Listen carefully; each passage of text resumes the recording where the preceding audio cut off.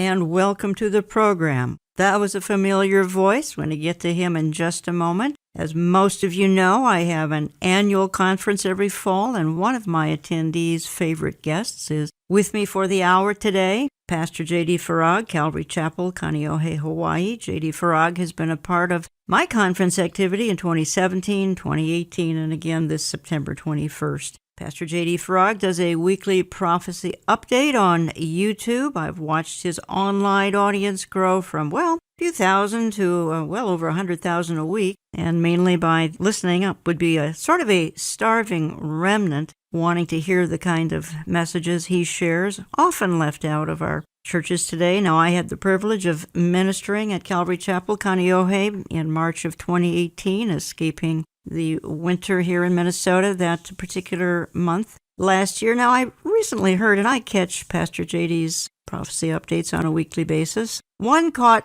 my attention partly because I actually have a DVD that's very similar to this message, and he was talking in that update now several weeks ago about, I think, what he might call the top 10 prophetic signs going on. And as I say that, I am aware that a lot of signs that we're talking about today really apply more to the tribulation than perhaps even the church age. But if the tribulation signs are casting a shadow today during the church age, please understand how very, very late the hour is. So, Pastor J.D. Farag, welcome back to the program. It is so great to be with you, Jan. Yeah, and I really appreciated your 10 signs that are kind of indicative of the lateness of the hour. Pastor J.D., if I could go through the 10 signs with you, and if you don't mind, I'm going to add a few to our discussion that I would see that might be appropriate to add to the list. So could we do that for the hour? Absolutely, absolutely. And the only reason I'm going quickly through your number one sign, and it's so important, the mocking, the scoffing, 2 Peter 3, is last weekend. I spent the whole hour talking about this with Pastor Tom Hughes and Pastor Brandon Holthouse, the mocking and scoffing of the topic that the King is coming. I'm just referencing that as your number one sign. I'm moving quickly here to number two, and let's discuss number two. The converging alignment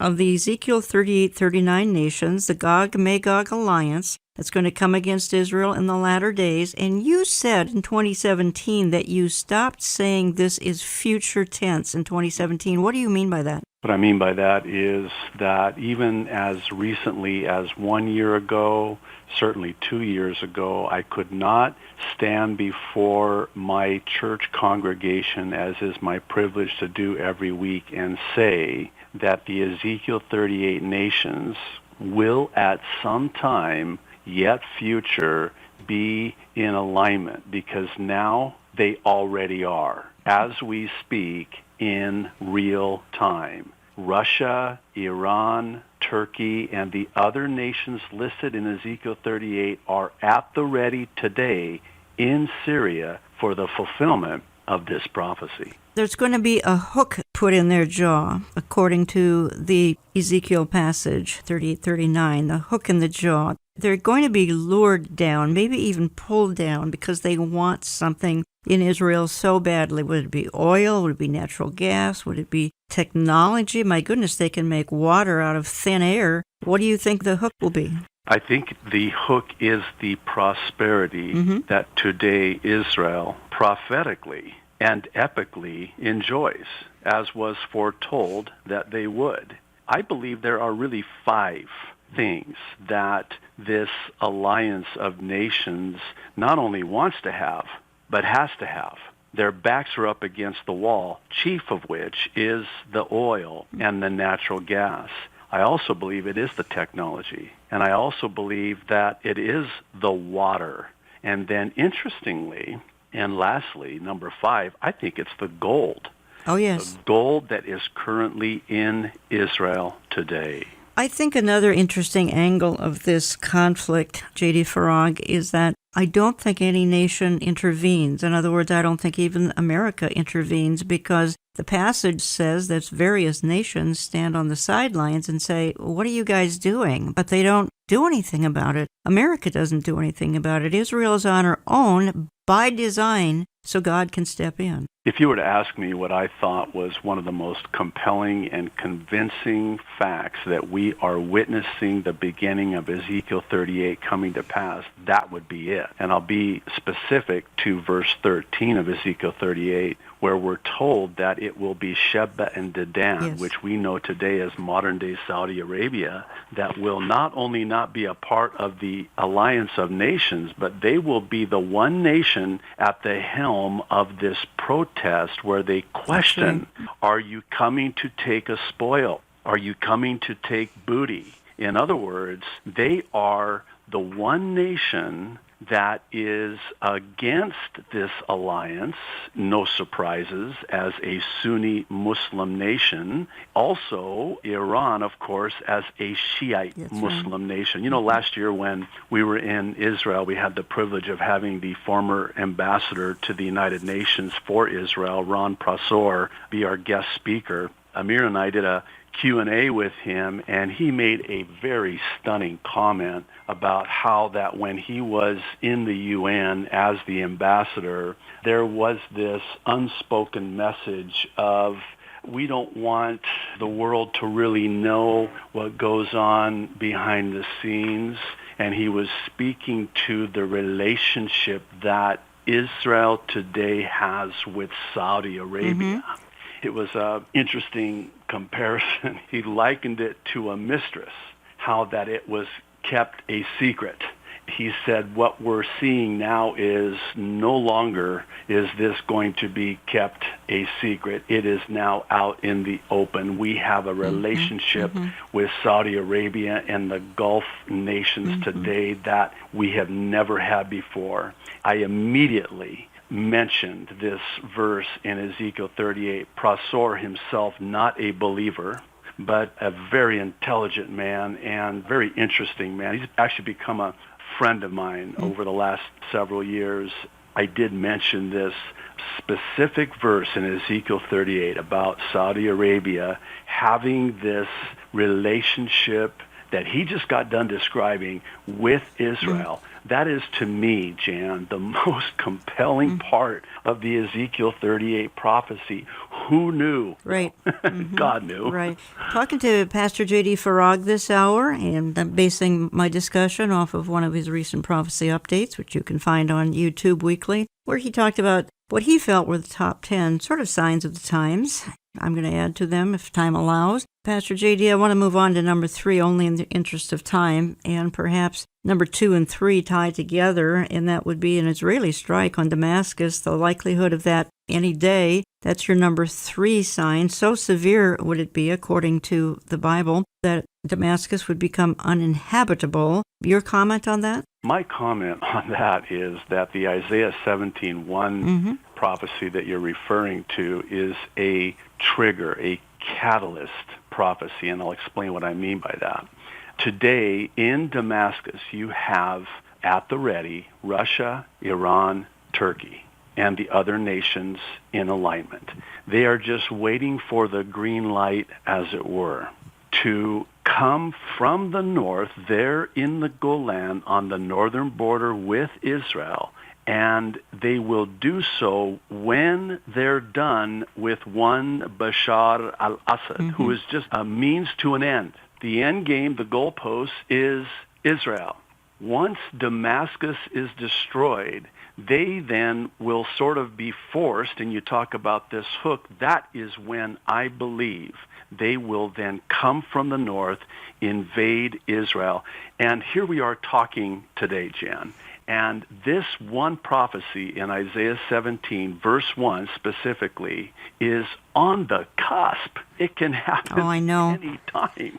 I often comment about how one of these days, if we're still here, if the rapture doesn't come prior to or in concert with this sudden destruction that comes down upon Damascus, we could read in our news feeds tomorrow morning that this is exactly what's happened. Yeah, the thought is kind of an ominous one, J.D., because Damascus is a huge city. You wonder what could level it so that it's uninhabitable. My mind goes back to the conflict with Saddam Hussein some years ago now, 2003, I believe it was. Some of those weapons of mass destruction hauled out of Iraq into Damascus, I believe. Who knows? Maybe some of those are ignited. We don't know. Text, anyway, says that the city of Damascus will become uninhabitable. Only in the interest of time, I want to move on to your point number 4, which is the setting of the stage for the Daniel 9:27 treaty, which really starts the tribulation, folks. A lot of people wonder what officially starts the tribulation. Does the rapture start the tribulation? Not necessarily, but there's going to be a covenant signed, and it's the Daniel 9:27, 7-year peace agreement between Israel and her enemies, and it's orchestrated by Mr. Antichrist. And there's going to be lots of talk of peace and security, peace and safety going on at the time. And at the 3.5-point year of the tribulation, the Antichrist betrays Israel. And as you say, Pastor J.D. Farag, the tribulation is for the salvation of the Jewish nation. To me, that's so obvious, but a lot of people still don't get that. So I have, in recent months, become more convinced that this 1 Thessalonians 5:3, where the Apostle Paul says that while they are saying peace and security, sudden destruction will come upon them as a woman travailing in labor. There's the birth pains analogy again. The one time and the one place in the context in which we hear those two words, and we do hear those two words, peace and security, it's always when there's a discussion about the Jews and the Palestinians living side by side in peace and security. I've tried, and I believe that I'm not too far off, and I'm certainly not dogmatic about it, but I've tried to sort of connect the dots between the Daniel 9:27, where the Antichrist then makes this 7-year peace covenant, and it will come, I believe, at a time when the whole world is saying and screaming and begging for peace after what could arguably be the decimating defeat of the Ezekiel 38 war, which I believe, and the prophecy seems to indicate, the details in Ezekiel 38 seem to indicate that this war does not take very long. Some believe it's overnight, within a 24-hour window. You thought it could be a 24-hour war. Yes. Yeah. So it could come on the heels of, even in concert with, this decimating defeat of this alliance of nations, and then the whole world will embrace the Antichrist and this 7-year peace agreement. Yes, and then the Jews are actually going to flee to Petra. They wake up and realize this is the false Messiah, the Antichrist, and they seek safety in the shelter of Petra. Folks, when you start hearing peace and security, peace and safety, listen up. It's a really significant phrase that we hear over and over and over. Not far from where we are gathered today, President Harry Truman spoke at the signing of the North Atlantic Treaty. In the nearly 7 decades since Harry Truman spoke those words, the NATO alliance has been the bulwark of international peace and security. Well, again, you often hear that in the context of the Middle East, and in that case, it happened to be another context, but just listen up for it because I think it's so significant. It's right out of the Bible, 1 Thessalonians 5:3. Folks, let me just quickly say, because we've been referencing my fall conference, and some of you have purchased tickets, and by the way, you need to get them in the very near future. And again, call the Brushfire Agency, give that number throughout the hour here, or go to brushfire.com. They're only $25, and that includes a lunch. But some of you have already ordered your tickets, and now you can't attend. Would you please turn your tickets in so someone else could purchase them? That's what happened last fall. 700 of you didn't turn them in, and we had 700 empty seats. So if you can't show up, if you turn them in even a couple of days ahead of time, please turn them in right now if you know you can't attend, and someone else will get those tickets, because we've got 5,000 seats for sale, and we hope to fill everyone for the September 21st event this fall near Minneapolis, Minnesota. We'll have a promo about that in just a moment. My speakers include J.D. Farag, Amir Sarfati, Dr. Robert Jeffress, Jack Hibbs, myself, Lori Cardozo-Moore will be there. She'll bring us a greeting and talk to us about her efforts to battle anti-Semitism around the world. So we'll be taking the whole day on Saturday, September 21st. I want to move on. We're talking for the hour to J.D. Farag about what he considers the top 10 signs of the times. We could probably talk about 20 or 30, but we're limiting them here in the interest of time. Number 5, J.D. Farag, the global cry for peace and security. Again, we've kind of referenced that, but you put it sort of under the banner of a two-state solution, Jews and Palestinians living side by side together in peace and security. Can't we all get along? No. It is so important to understand that the so-called Palestinians do not want peace with Israel. They want the destruction of Israel. This is right out of the playbook of Islam. It started with Muhammad and then Saladin after him. It's basically this: make peace with your enemy, then destroy them. And so this is, and I've talked about this in the past. I know it's very strong when I say it like this, but the so-called two-state solution is a repackaging of Hitler's final solution. But the world is obsessed with a two-state solution and possibly going to come out maybe this fall. Well, definitely this fall. I don't think we know the content of the two-state solution coming down from Jared Kushner, which makes me moderately nervous, but I'm hoping for the best, as you are. Yeah, there's a lot of anticipation as to what is in the deal of the century, and it'll be very interesting to see how that all plays out in the upcoming weeks. Well, you're number 6 out of 10, and that would be Zechariah 12, 1 through 3, and that would be Jerusalem would become an intoxicating obsession of the whole world, efforts to divide her, efforts to possibly make part of Jerusalem a capital city for the so-called Palestinian people. We'll see. I doubt that's going to happen, but it certainly could. I think in a different presidential administration, it will happen. And as you say, J.D. Farag, God says, if you're going to cut Jerusalem in pieces, I'll cut you in pieces. God put his name on this city. You actually talked about that at my conference last fall. Yeah, the Zechariah 12 prophecy to me is a very fascinating prophecy because it's very blunt. God is very clear and in no uncertain terms says, Jerusalem is my city. My city. I put my name of ownership on it, quite literally, by the way. And if you try to move those burdensome boundary stones, you try to divide my city, you try to cut up my city, I will cut you into pieces.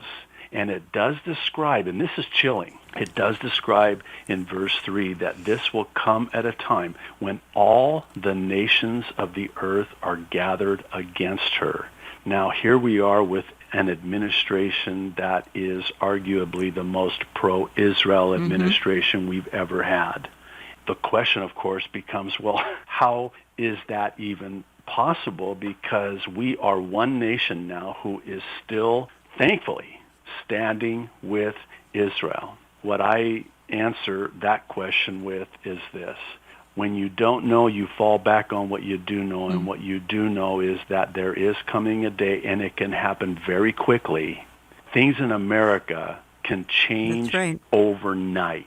Talking to J.D. Farag for the hour. He's pastor of Calvary Chapel, Kaneohe, Hawaii. You can learn more at his website, which is the Calvary Chapel, Kaneohe. Follow him on the YouTube channel. You can just go to YouTube and type in his name, and it's a weekly prophecy update. It's got well over 100,000 weekly viewers now, which is for YouTube and for a Christian channel. That's very, very encouraging to see that kind of response. And again, it's partly because our churches have kind of turned this topic off a little bit. We've talked about that before on this program. I don't need to revisit that. There's always information available online if you're able to access it. I want to move on. He gave an update, this is some weeks ago now, about what he might consider sort of the top 10 things to be observing in our times. The Bible talks about signs of the times, and as I said, introducing the program, some of these signs are referencing the tribulation, but if they're casting a shadow now, I mean, that's very, very significant. And that the church disappears before the tribulation. I always say, even if these are signs referring to the tribulation, some certainly are church age, but if they're referring to the tribulation casting a shadow now, we should be paying even double attention. You're number 7 in your lineup,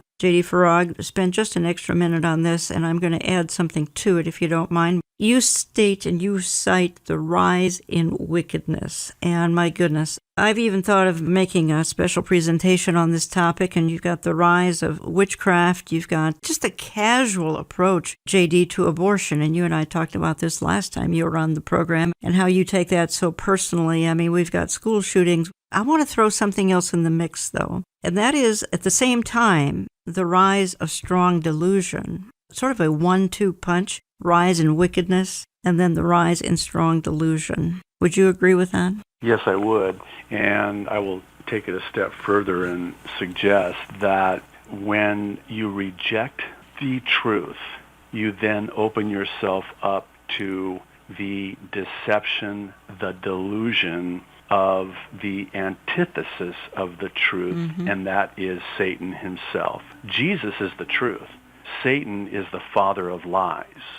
So when you reject Jesus, the truth, you then give yourself over to the lie, the powerful delusion. And in Luke's gospel, Jesus very specifically likens his return to the days of Noah. In other words, when I come back, it's going to be like it was in Noah's day, and you need look no further than to Genesis 6 to get an understanding of what it was like in the days of Noah. It says that in Genesis 6:5, the Lord saw that the wickedness of man was great in the earth, and that every intent of the thoughts of his heart was only evil continually. And then you fast forward to Lot in Sodom and Gomorrah, and it is a very, I believe, clear description of the world in which we live today. Let me play a clip to complement what we're talking about. Fast forward nearly 2,000 years later, and we find that the world is seeing all these predicted end-time signs happening, just as Jesus predicted. God always gives us signs and warnings before He is about to do something. For 120 years, God used Noah to warn the people that the flood was coming. The ark, nearly half the size of the Titanic, stood in Noah's driveway for 120 years as a sign that the flood was coming. Only 8 people listened and were saved. God has been warning us for nearly 2,000 years that He would return, and has given us nearly 100 predicted signs that would happen before His return. Many of these signs have been happening since creation, but Jesus said, "When you see all these signs happening at the same time, know that my return is near." That time is now. We are the generation that is seeing all the end-time signs being fulfilled. Biblical prophecy fulfillment is in a period of acceleration, a time of quickening. The world is racing toward Armageddon, and now, more than ever, we must be ready. We are about to enter a time like no other, a time that no man has ever seen, a time like no other time in the history of this world. As a matter of fact, we are about to enter the end of the end times. Since the dawn of mankind, there have always been wars and rumors of wars, earthquakes, famines, pestilences, disease, strange weather, and false Christs, just as Jesus predicted. It's been nearly 2,000 years since Jesus made this prediction, but read any newspaper or view any news site, and you have today's headlines lining up exactly with the Word of God. You have the number here for you to possibly order those tickets to Understanding the Times 2019, where we talk about some of the issues. We're spending the hour today, spending it with Pastor J.D. Farag. He's one of my guests this fall on Saturday, September the 21st, along with Dr. Robert Jeffress, Amir Sarfati, Pastor Jack Hibbs, yours truly, and others. And if you'd like to get your tickets, please do. 888-338-5338. 888-338-5338. That's not Olive Tree Ministries. That's the Brush Fire Agency. You can do it online, brushfire.com. The event is Saturday, September 21st, just outside Minneapolis. I believe it's our 23rd such conference since 2001. And we'll be selling approximately 5,000 tickets for the event on Saturday, September 21st. Again, if you cannot attend, remember, turn in those tickets, turn them right back into Brushfire. Someone else will purchase them, and we'll try to have a full house on Saturday, September 21st. I'm coming back in just a minute. We're going to continue with Pastor J.D. Farag. Find more at his YouTube channel, and you can find more at his website, Calvary Chapel, Kaneohe. That's Kaneohe, Hawaii. We'll be back in just a minute or two. Don't go away. Churches and ministries do not slow down in the middle of summer. So let us hear from you. Drop us a note through our website, olivetreeviews.org. That's olivetreeviews.org.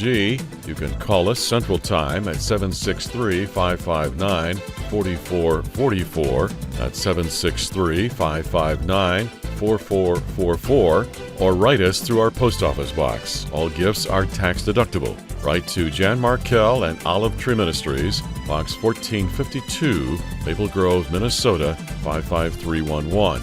That's Box 1452, Maple Grove, Minnesota 55311. You can also text to give. Consult our website. We're back in a moment. Understanding the Times 2019 is around the corner, Saturday, September 21. Just outside of Minneapolis. Do you have your tickets yet? If not, call the Brushfire Agency at 1-888-338-5338. That's 1-888-338-5338. Or just go online to brushfire.com. We are selling general admission tickets for $25, and that includes a lunch. If you have purchased a ticket and cannot attend, please turn in your ticket to Brushfire so others can purchase them. Speakers include Dr. Robert Jeffress, Amir Sarfati, Pastor J.D. Farag, Pastor Jack Hibbs, Jan Markell, and Lori Cardozo-Moore. We begin at 8:45 a.m. on September 21 and conclude at 5 p.m. The destination is Grace Church in Eden Prairie, Minnesota, near Minneapolis. Even hotels are selling out, so visit our website, olivetreeviews.org, and go to our conference page for hotel information. If you cannot journey to Minneapolis, the event will be live streamed at no cost. Consult our website for details. Come and meet 5,000 like-minded remnant believers on Saturday, September 21. Learn why things aren't falling apart, they are falling into place.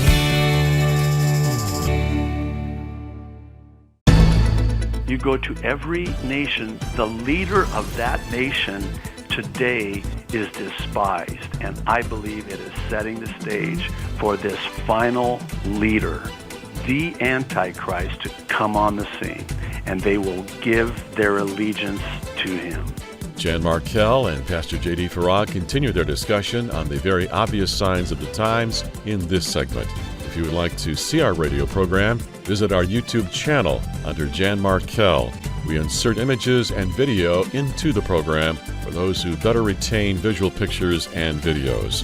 If you are on the run, download the oneplace.com mobile app, and the program will be downloaded to your devices on Saturday morning. Now here are Jan and J.D. It gets worse. Just this week, Michelle Bachmann actually predicted that I would bring about the biblical end of days. Now that's a legacy. That's big. I mean, Lincoln, Washington, they didn't do that.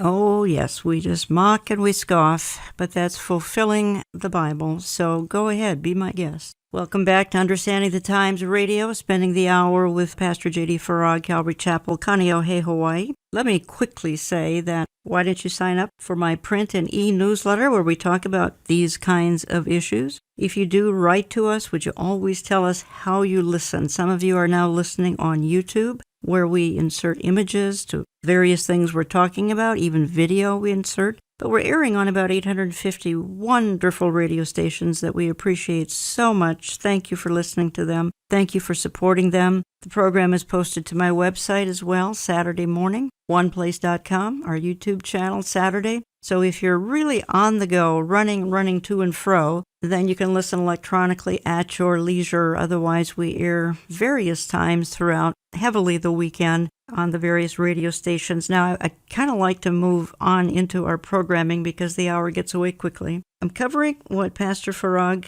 he talked about some weeks ago. That's sort of the top 10 things he's noticed as signs of the times. The Bible said these things would happen. We're seeing them begin to sort of, wind up. We were talking about the rise in wickedness, and I threw in there the rise of strong delusion. My goodness, when you hear people like John Kerry say, climate change is more dangerous than global terrorism, you know strong delusion is going. When you understand that the left celebrates the fact that anybody should be able to select any bathroom they want to go in. You've got your little 6-year-old grandchild in the ladies' bathroom and a 300-pound gentleman comes in. That's a pretty scary thought. It's strong delusion. It's a sign of the time. It's a dumbing down. People can't make sense of the obvious. It's celebrating depravity. It's the rise in wickedness, the rise in some of the darkness that's going on. And JD, if you want to add to that, otherwise I'll move on, but I don't want to cut us off because that's such an important, that was your number 7, so important. Yes.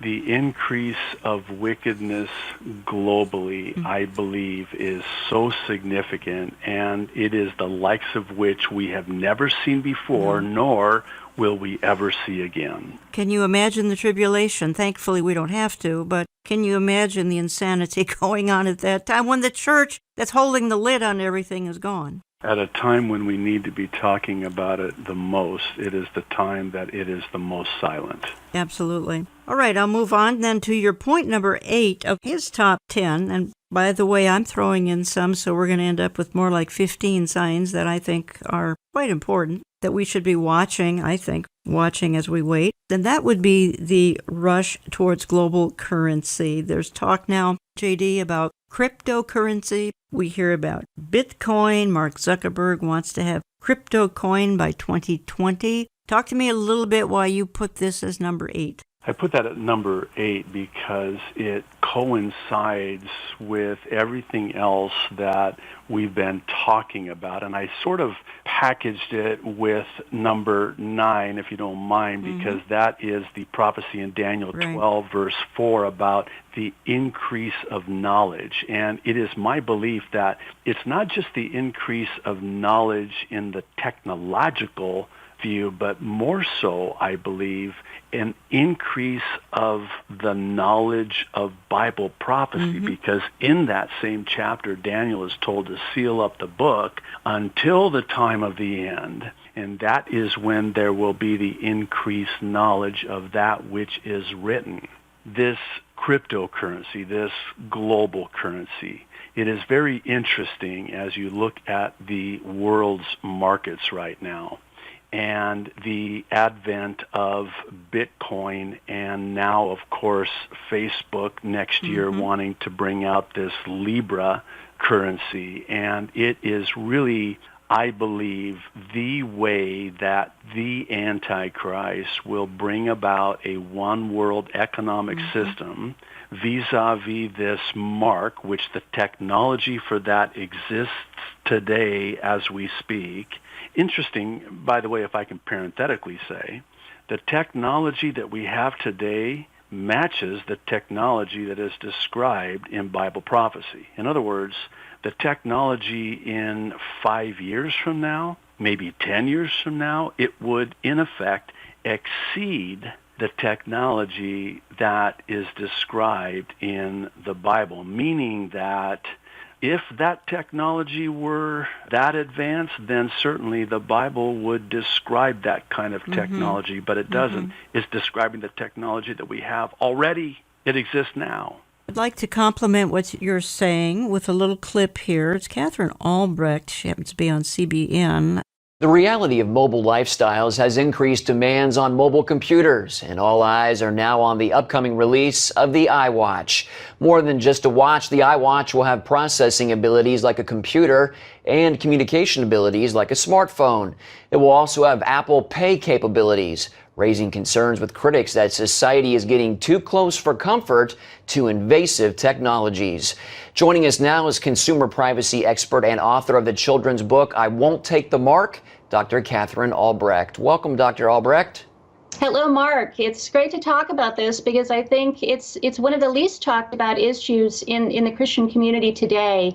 We have actually moved in the last maybe 10 or 15 years, according to research, from a world in which the vast majority of Americans would say they would never take a microchip implant or a payment device on their right hand, to a world in which now you have the vast majority of Apple users super excited about the new iWatch. You also have, according to some recent published studies, up to 50% of Americans saying that they would welcome an implanted device in their hand if it would do those same things that the iWatch does. So we're kind of moving closer and closer to that right hand and closer to the fulfillment of biblical prophecy about the mark of the beast.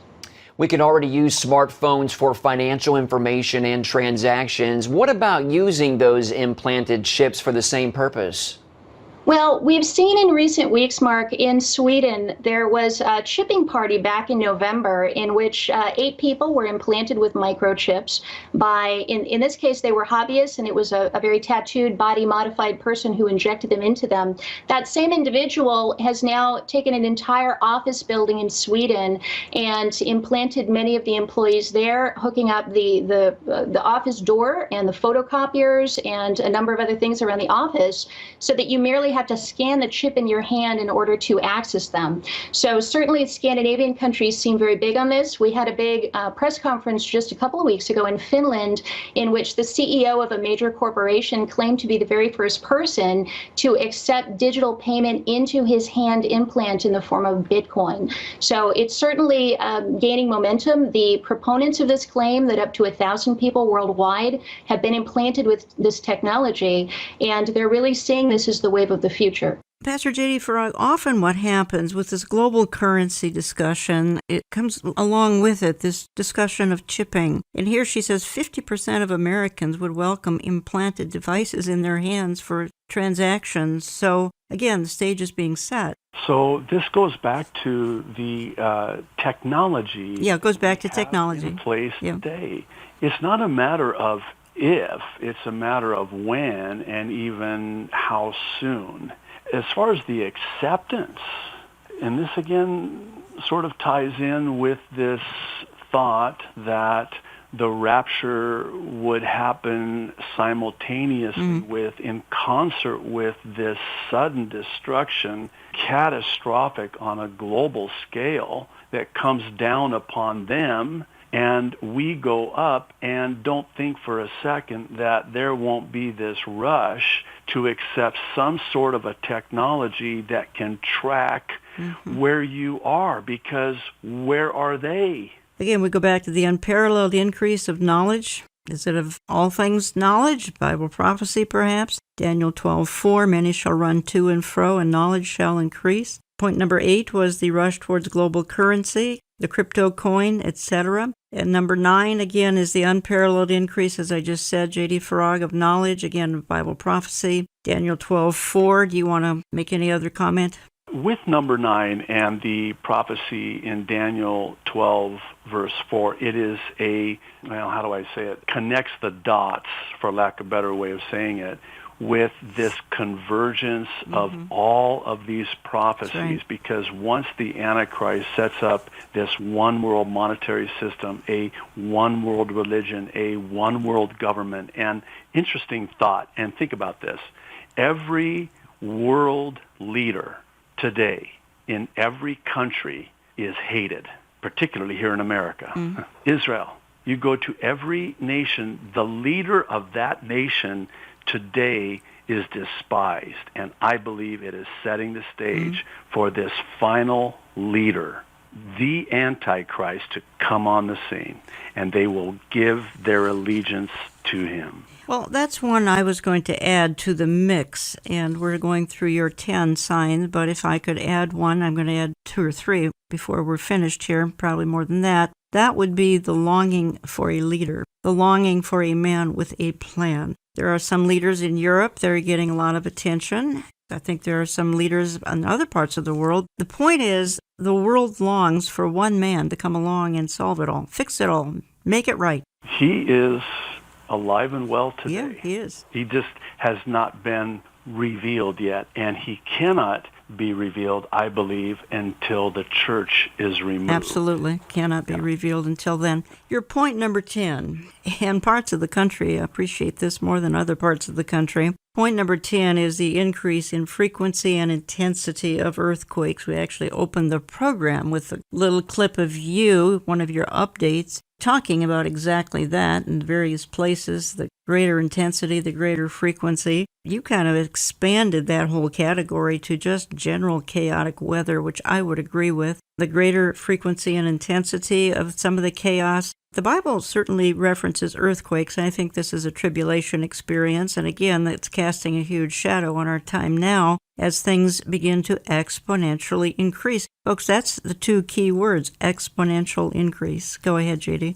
So in Luke 21:28, one of my favorite verses in all of the Bible, Jesus said, when you see these things, keyword, begin to come to pass, look up and lift up your heads. Why? Because your redemption draws near. Now, here's the thing. When I did this top 10 prophecies that I believe are in play today, pointing to the very soon return of the Lord for the rapture of his church, it was back in May, prior to what we just saw happen and is still happening in California. Yes. Earthquake-prone California. What was different this time, and this is what I believe Jesus was saying in Matthew 24, that you're going to have these earthquakes increasing with frequency and intensity, and it's going to come in various ways and in diverse places.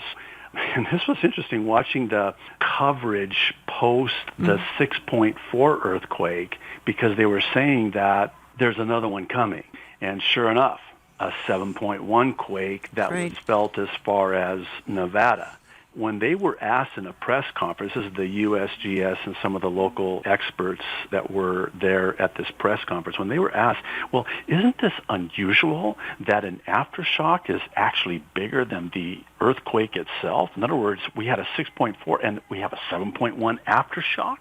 And they had no answer. And of course, some suggest that maybe that's by design so that it doesn't create or cause panic. But what really struck me was how suddenly earthquakes happen. And on July 4th in California, people did not get up that day thinking to themselves, hey, what if there's an earthquake today? It just happened unexpectedly. I think about what Jesus said in Matthew 24, verse 44, behold, I come at a time you expect not. But here's the thing. California knows they're going to have earthquakes. The warnings have been sounded. They know, quote, the big one's coming. And so now, all of a sudden, people are on high alert. Because 6.4, 7.1, they suggest that there are going to be, over the period of next few months, a total of 6 months, some 34,000 aftershocks. That is unprecedented. Yes. That is unprecedented. Yes. So now I'm thinking to myself, well, we, in the prophetic sense, have been warned. The big one's coming, and it's not an earthquake. It's the Lord. And we're going to have these signs, these aftershocks, if you will, that will lead up to the big one. And we need to be on high alert. I want to throw in just a few more as time allows. Talking to J.D. Farag for the hour, Calvary Chapel, Kaneohe, Hawaii. Might want to visit his church if you're vacationing in Hawaii. And as I ministered there in March of 2018, met many radio listeners who were visiting Calvary Chapel, Kaneohe. They were vacationing at the time. I want to throw in just a few more, Pastor Farag, and that would be, I think we have to include character we have right now, anyway, on the scene, and that is a rather charismatic, unconventional pope who actually wants to control Jerusalem. He made an alliance with Turkey's Erdogan to control Jerusalem. The two of them together. I believe Rome is Mystery Babylon. So when we see Pope Francis kind of hobnobbing around the world and doing some very charismatic activities, I pay attention. As do I. There are many who are watching this Pope. I am personally of the belief that he will usher in, perhaps as some believe, as the false prophet, the Antichrist himself. Mm-hmm. Yes, I think that's very possible. Again, I believe Rome is Mystery Babylon, and I know there are other theologies out there, but I hold to the teaching that Rome is Mystery Babylon. Therefore, when we see such a charismatic and unconventional pope as Pope Francis, he has stated he wants to control Jerusalem. That is huge. Made an alliance with Turkey's Erdogan to control Jerusalem together. That's just huge. We need to pay attention to these things. They don't just happen out of the blue for no reason at all. Usually there's some sort of a roadmap in the Bible that will tell you this is going to happen or something similar to it is going to happen. If we're paying attention, most people aren't paying attention, which is why we try to bring out some of these things on this radio program each week. A few other items I'd like to throw into the mix, the top 12, 13, 15 or so. And folks, I do have a DVD teaching Why We May Be the Terminal Generation, 15 Signs of His Imminent Return. If you'd like to find that in my store or give my office a call, it's in my various newsletters, print and e-newsletter, and it talks about some of the things we're talking about today. It's in DVD form, 60 minutes. You can show it to a small group if you'd like, or Sunday school class. A couple of other items, Pastor J.D. Farag. The rise predicted in the Bible. You will be hated of all nations for my sake, a rise of anti-Semitism and Christian persecution. I'm paying attention. Many aren't, but I'm paying attention to that. So I've heard it said, and I have quoted this saying, and I know it's maybe a little bit silly in a way. Israel is real. In other words, Israel is real, and you know Israel is real, and God is real because of Israel. You just need look no further than to this nation, God's people, and to see the satanic hatred, and it is satanic hatred. Right. And it started actually, believe it or not, in the book of Genesis with Cain and Abel. See, Satan is not omnipotent. He's not omniscient. He's not all-knowing. He knew that the seed would be born of the woman. This is the virgin birth, the proto-evangelicum in Genesis 3:15. But what he didn't know is from whom would the seed come. So he sought, from the very beginning, he possessed demonically Cain to murder Abel, thinking that it would come from Abel. It didn't. It came from Seth. So you fast forward throughout the entirety of the Old Testament, and what do you find? You find demon-possessed people like Pharaoh trying to kill all of the Hebrews. You go to the book of Esther, fascinating book, and a demon-possessed Haman who gets the king to issue this edict to destroy all of the Hebrews. You go into the New Testament. Jesus, his first coming, Satan could not stop his first coming. He will not stop his second coming. And so he possesses demonically a Herod who has all of the boys murdered, slaughtered, butchered. I mean, so evil. Then you go to the last century with a demon-possessed Hitler who has sought to destroy the Jews. That should tell you something. That's right. Of all of the people on earth in the history of mankind, Israel is real, and God is real because of Israel. Well, along that same line, I'm back to Jerusalem again, and that is another sign I'd like to throw into the mix, and that's Third Temple activity. You've got the Sanhedrin forming, you've got talk of a rebuilt Third Temple, you've got red heifers being born in Israel. This is, I think, almost on overdrive right now. I actually did a program with Billy Crone 4 or 5 weeks ago. My goodness, the stats listening to that program off the chart, because folks do have an interest in the fact that a temple is going to be Antichrist's temple, but interest is going on in it as we speak. When it comes to prophecies like the rebuilding of the Third Temple, which will be present during the 7-year tribulation,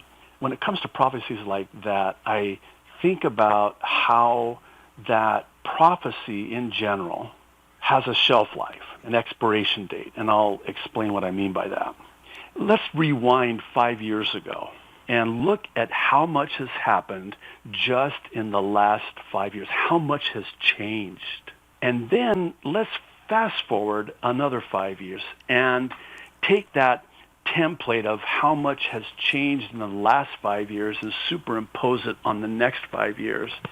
And what you'll find is that as fast as everything is going, it would stand to reason that in 5 years, all of the things that are in place today would no longer still be in place 5 years from now. I think back on the Ezekiel 38 prophecy, just in the last 2 years, how this is lined up. But things move so fast, change so quickly, that it's not unreasonable to suggest that even 2 years from now, you may still not have this alliance between Russia, Iran, and Turkey. I think about the temple. Everything that is now at the ready today, fast forward 5 years from now, well, the conditions may not still be the same as they are today. Good thought. Third temple activity, absolutely on overdrive. I think one of the most prominent things going on today, if you're paying attention, and particularly if you're paying attention to some of the things going on in Israel, following some of the Israeli press. JD, we've got the term convergence. We've got the convergence of all these things. You know, you and I could talk. We could throw in another 20 things to talk about, but we've got the convergence of all of this on overdrive. It's just stunning. I don't think we had this convergence even 10 to 15 years ago, but we do now. I believe that. I would even say as recently as 5 years Yes, ago, I would too. that the convergence was not as it is today. A couple of weeks ago, I did a prophecy update on the prophecies that have already been fulfilled. That's right. It was excellent. Since 1948. One of the conclusions that we can draw from that is that starting with May 14th, 1948, with the rebirth of Israel as a nation in one day, the fulfillment of Isaiah 66:8, it set in motion all of the prophecies now that will come quickly, converging together, and we are witnessing that now. We carry Amir Sarfati's book titled The Last Hour, and he titled it for a reason. He titled it because he, along with a number of us, Jack Hibbs, J.D. Farag, myself, so many others, Pastor Billy Crone, so many that visit my radio program and my conference activity, believe that we are literally in the closing hour of history as we know it. And that's why we always appreciate that Pastor J.D. Farag usually closes his prophecy update with a call to salvation, because we want no one to be left behind, go through the terrible time of calamity known as the tribulation and the great tribulation. For a child of God, the church is spared that kind of horrific tribulation. So, JD, I am down to literally a minute or two if you would like to wrap it up with a call to the lateness of the hour, and let's give our hearts to the Lord Jesus while we have time. It's all yours. This is the gospel of Jesus Christ, the good news of salvation in Jesus Christ, who came and was crucified and buried and rose again on the third day and is coming back one day. He paid in full the debt for all of our sin. The Bible says all have sinned and fallen short of the glory of God. I always like to present the ABCs of salvation because it's a childlike explanation of how to be saved. The A is for admit you're a sinner or acknowledge that you've sinned. This is what repentance is. It's a change of one's mind, a turning from sin and a turning to the Savior. The B is for believe that Jesus is Lord and believe in your heart that God raised him from the dead. This is what Romans 9 and 10 says. And then lastly, the C is for call upon the name of the Lord. Romans 10:13 says, all who call upon the name of the Lord will, not might, could, or should, no, will be saved. You might be listening to this radio broadcast today, wherever you are, and it's not by accident that God led you to this program. It is for such a time as this. I implore you, the Lord's return is nigh, and today is the day of salvation.